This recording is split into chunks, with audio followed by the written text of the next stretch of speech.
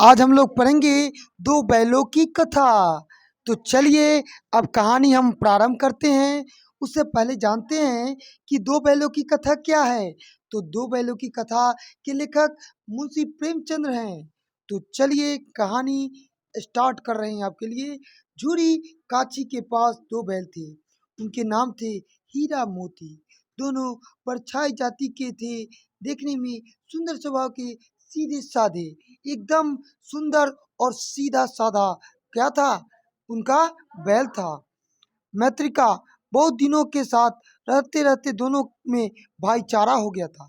भाईचारा का मतलब कहते हैं आपस में घुल मिल जाना। वे नाद में एक साथ मुंह डालकर और एक साथ मुंह हटाते थे। माने दोनों आदमी एक साथ, मतलब बैल जो था वो दोनों एक बार मुंह में क्या करता था, डालता था और हरियरी खाता था और एक साथ निकालता भी था। जूरी भी उसके चारे पानी का बड़ा ध्यान रखता था। वो कभी भी उन्हें मारता पीटता नहीं था।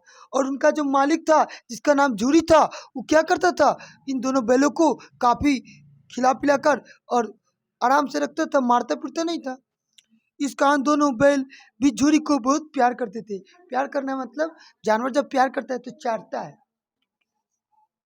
एक बार जूरी की पत्नी का भाई गया आया दोनों बैलों को अपने साथ गांव ले जाने लगा। बैलों को बड़ा आश्चर्य हुआ कि वह उन्हें क्यों और वहां लिए जा रहा है। रास्ते में उन्होंने उन्हें बहुत तंग किया। मोती बाएं भागा तो हीरा दाएं। अब दोनों क्या हो गए, कोई दाएं भागता तो कोई बाएं भागता। इस पर गया ने उन्हें बहुत पीटा। गया ने उन्हें क्या किया, बहुत पीटा। घर पहुंच के गया ने उनको सामने रूखा सूखा भूसा डाल दिया और मैंने कुट्टी में ना हरियरी नहीं धरा, बिना हरियरी के दे दिया कि तू खो। जिससे दोनों बैलों ने छुआ तक नहीं और दोनों बोल नहीं खाए। कहे ना ना खाए, बिना हरियरी वाला हम ना खाए। खिसिया रहे थे अपने मने मने। रात होने पर बैलों ने वहां से भाग जाने का निश्चय किया। उन्होंने जोर लगाकर रस्सी तोड़ डाली और भाग चले। सुबह उठकर जब जूरी ने उन्हें थान पर खड़े देखा तो सब कुछ समझ गया और प्यार से उन पर हाथ फेरने लगा। जब कोई भी माल या कोई भी भैंसी या बैल होता है उस पर हाथ फेरिएगा ना तो आंख मूंदेगा, मतलब प्यार कर रहा है लोग उसको। परंतु जूरी की पत्नी जल भून गई। उसने उसके सामने रूखा सूखा भूसा डाल दिया, फिर भी वे खुश थे। अगले दिन गया फिर आया। इस बार वह बैलों को गाड़ी में जोत कर ले चला। रास्ते में मोती की इच्छा हुई कि गाड़ी गड्ढे में ढकेल दे, परंतु हीरा समझदार था।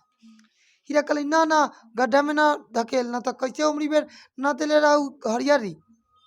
उसने गाड़ी संभाल ली और वे दोनों जैसे तैसे गया के घर पहुंचे। अब गया ने उन्हें बहुत सख्त काम लेना शुरू किया। वह उन्हें दिन भर हल जोतता और जब जब उन्हें मारता पीटता वे लाचार निगाहों से एक दूसरे को देखते। माने दोनों को बड़ा क्या करता था, कष्ट देता था, मारता था, पीटता था, प्लस में खाना भी अच्छा नहीं देता था। दोनों अपन मुंह ताकता था, वो उसका मुंह उसका मुंह। कौन था, दोनों बैल। गया के घर में एक छोटी लड़की थी। वो बैलों को दुर्दशा देखती तो उसे बहुत बुरा लगता था। उसकी एगो बेटी थी, बड़ा छोटी चुकी थी लेकिन समझदार थी। ये बैल को जो बहुत मार मारता था ना, देखती थी कष्ट होता था उसको। वह रात में चुपके से अपनी रोटी खिलाती और दोनों बैलों को प्यार के आगे अपमान और मार भूल जाते। एक दिन मोती रस्सी तोड़ने का प्रयास कर रहा था। वो लड़की वहां आई और उन्होंने दोनों बैलों को खोल दिया। दोनों वहां से भाग निकले। थोड़ी देर बाद जब गया को पता चला तो वह भी उनके पीछे दौड़ा, परंतु उन्हें पकड़ न सका। मतलब रात में वो छोटी बच्ची जब गई उसको रोटी खिलाने तो देखी जोर जोर से वो तोड़ रहा था, तो तोड़ा, बस उसको खोल दिया कि भाग जाओ भाग जाओ। वो दोनों बैल भाग गया। अब हीरा और मोती आजाद हैं।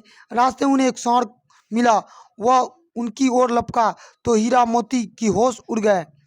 भागकर बेकार था, इसीलिए दोनों ने साहस से काम लिया। सांड ने आकर हीरा पर वार किया तो मोती ने उस पर पीछे से सिंग से चोट किया। सांड घबरा गया। वह किसी एक को मारकर कचूमर निकाल देता, परंतु यहाँ पर तो दोनों थे, इसीलिए कहा गया है एकता में बल है। सब एक जोड़े रहेगा, कभी मारपीट नहीं होगा। दोनों की मार से घबरा कर सांड भाग गया। मोती कुछ दूर तक उनके पीछे दौड़ा, परंतु हीरा ने उससे दूर नहीं जाने के लिए कहा। दोनों अप्रसन्न थे। आगे चल तो रास्ते में मटर का खेत देखा।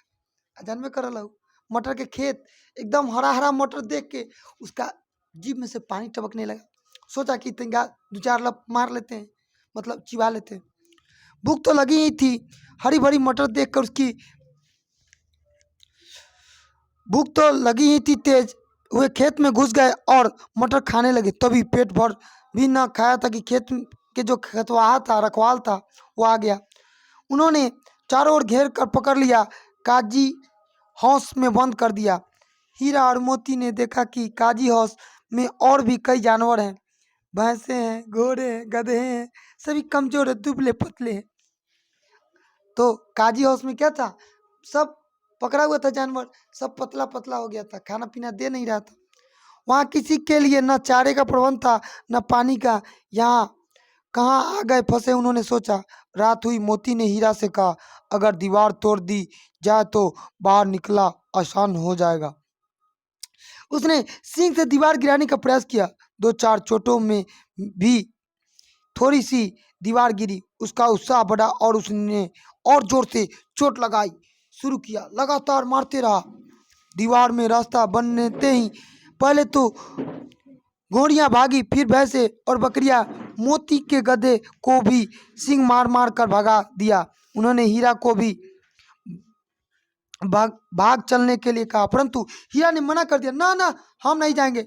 सुबह होने पर काजी हाउस वाले ने देखा तो उन्हें बड़ा आश्चर्य हुआ। उन्होंने हीरा और मोती को नीलाम कर दिया। नीलामी में सबसे ऊंची बोली बोलकर एक डढ़ियल व्यापारी उन्हें खरीद लिया। वह दोनों को अपने गांव की ओर ले चला। मार खाते खाते और भूख सहते सहते दोनों बहुत कमजोर हो गए थे। उनकी हड्डी निकल गई। भूख प्यास से व्याकुल बैलों को कुछ नहीं भी दम बाकी नहीं था। वे चुपचाप व्यापारी के साथ चलने जा रहे थे। आगे जाकर रास्ता उन्होंने जाना पहचाना लगा। अरे ये तो रास्ता है हमारे मालिक के। वो कहा कि हाँ हाँ हाँ। तो न जाने उन्हें कहाँ से दम आ गया। वो दोनों तेजी से भागने लगे, आगे आगे बैल, पीछे पीछे दाढ़ी वाला व्यापारी। परंतु जब तक वह उन्हें पकड़ते तब तक दोनों बैल अपने घर पहुंच चुके थे। बैलों को वापस पाकर झुरी को खुशी हो गया। उसने लिपट गया। उसने व्यापारी को वहां से आ पहुंचा और उन्हें मांगने लगा। मोती ने आओ न देखा ताव और वह व्यापारी पर झपटा। व्यापारी जान बचाकर वहां से भाग गया। जूरी की पत्नी भी वहां आ गई और उसे दोनों बैलों को माथा चूमा। और वो जो देखा गया, जो ले गया था उसके दोनों बैलों को, इसलिए उसका जो शरीर था वो टूट चुका था। देखकर उसको भी पश्चाताप हुआ और इस तरह से यह कहानी समाप्त हुई।